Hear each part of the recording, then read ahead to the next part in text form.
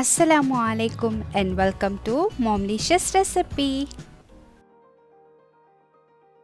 Momlicious Recipeல இன்னைக்கு நம்ம பார்க்க போறது பார்க்கவே சூப்பர் டெலிஷியஸான ஸ்பைசியான நாட்டுக்கோழி பெரட்டல் எப்படி செய்யறதுன்னு பார்க்கலாம். இந்த நாட்டுக்கோழி பெரட்டலுக்கு தனியா ஏதோ மசாலாலாம் அரைக்க போறதில்ல. நம்ம கிட்ட இருக்கிற மசாலா வச்சு டக்குன்னு ஒரு தலன்னு பார்க்கவே சூப்பரான நாட்டுக்கோழி பெரட்டல் எப்படி செய்யறதுன்னு பார்க்கலாம் வாங்க. நான் இன்றைக்கி கம்மியான அளவில் தான் நாட்டுக்கோழி பெரட்டல் உங்களுக்கு செஞ்சு காட்ட போகிறேன். நான் நாட்டுக்கோழி பாதி எடுத்திருக்கேன். இது ஒரு 1/4 கிலோ அளவு இருக்கும். அதை இந்த மாதிரி குட்டி குட்டி பீஸாக கட் பண்ணி எடுத்துக்கோங்க. குட்டி குட்டியாக கட் பண்ண கோழியை ஒரு பாத்திரத்தில் சேர்த்துட்டு அது கூட ஒரு வெங்காயம், ஒரு தக்காளி, ஒரு பச்சை மிளகாவை நல்லா ஸ்லைஸ் பண்ணி சேர்த்துக்கலாம்.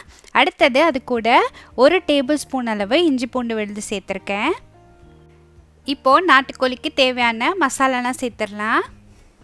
1 table spoon chilli powder, 1/2 table spoon ஜீரக பவுடர், 1/4 டேபிள் ஸ்பூன் மஞ்சத்தூளும் சோம்புத்தூளும் சேர்த்துக்கோங்க. அது கூடவே ஒரு டேபிள் ஸ்பூன் அளவு கறி பவுடர் சேர்த்துக்கோங்க. வீட்டில் நம்ம கறி சேர்க்குறதுக்குன்னு மல்லித்தூள் சேர்த்து அரைச்சிருப்போம்ல, அந்த கறி மசாலா தான். அது இல்லைன்னா 1 டேபிள் ஸ்பூன் அளவு கொத்தமல்லி தூள் சேர்த்துக்கோங்க.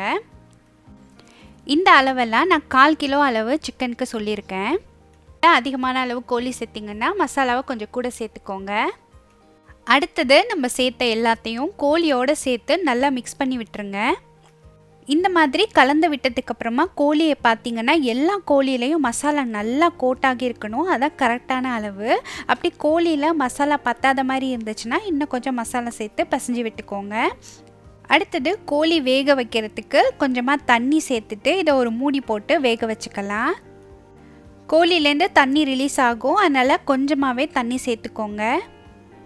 கோழியை 15 நிமிஷத்துக்கு வேக வச்சாச்சு. இப்போ தாளிப்புக்குள்ள ஜாமான்லாம் நான் எடுத்து வச்சிட்ருக்கேன்.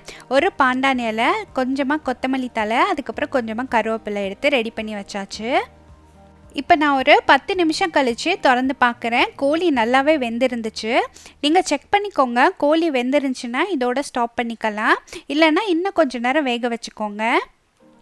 ரொம்பவும் தண்ணியை வற்ற விட்டக்கூடாது. லோ ஃப்ளேம்லேயே வச்சு சிக்கனை நல்லா வேக வச்சு இந்த பதத்தில் இருக்கும் போது நீங்கள் இறக்கிடுங்க. இப்போ கோழி வெந்துருச்சு. இதை இறக்கி வச்சுட்டு நம்ம தாளிக்கிறதுக்கு இன்னொரு சட்டி வச்சுக்கலாம். கடாய் சூடு வந்ததுக்கப்புறமா ஒரு 2 டேபிள் ஸ்பூன் அளவு எண்ணெய் சேர்த்துருக்கேன். அது கூட நம்ம கட் பண்ணி வச்சுருந்த இலையெல்லாம் சேர்த்துட்டு அந்த இலையோட ஃப்ளேவர் எல்லாம் எண்ணெயில் இறங்குற அளவுக்கு இந்த மாதிரி வதக்கி விட்டுக்கோங்க. வதங்கினதுக்கு அப்புறமா நம்ம இறக்கி வச்சுருந்த சிக்கனை இதில் சேர்த்துக்கலாம்.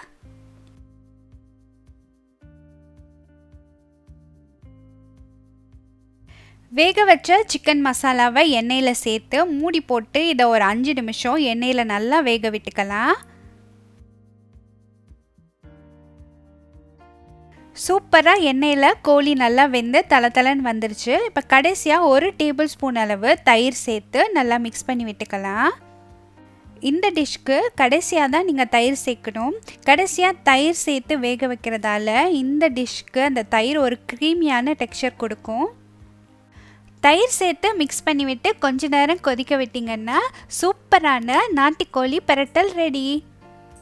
நல்லா நம்ம சேர்த்த எண்ணெயெல்லாம் ரிலீஸ் ஆகி தலன்னு ஸ்பைசியான நாட்டுக்கோழி பெரட்டல் ரெடி ஆயிடுச்சு. இது நாட்டுக்கோழி பெரட்டல்னு சொல்லலாம், நாட்டுக்கோழி மசாலான்னு சொல்லலாம். எவ்வளோ ஈஸியாக ரெடி பண்ணிட்டோம் பார்த்தீங்களா? கண்டிப்பாக இந்த டிஷ்ஷை நீங்கள் வீட்டில் ட்ரை பண்ணி பாருங்கள். ட்ரை பண்ணி பார்த்துட்டு எப்படி இருந்துச்சுன்னு கமெண்ட்ஸில் சொல்லுங்கள். இந்த ரெசிபி உங்களுக்கு பிடிச்சிருந்துச்சுன்னா லைக் பண்ணுங்கள். மாம்லிஷியஸ் ரெசிபிக்கு மறக்காமல் சப்ஸ்கிரைப் பண்ணுங்கள். தேங்க்ஸ் ஃபார் வாட்சிங் மாம்லிஷியஸ் ரெசிபி.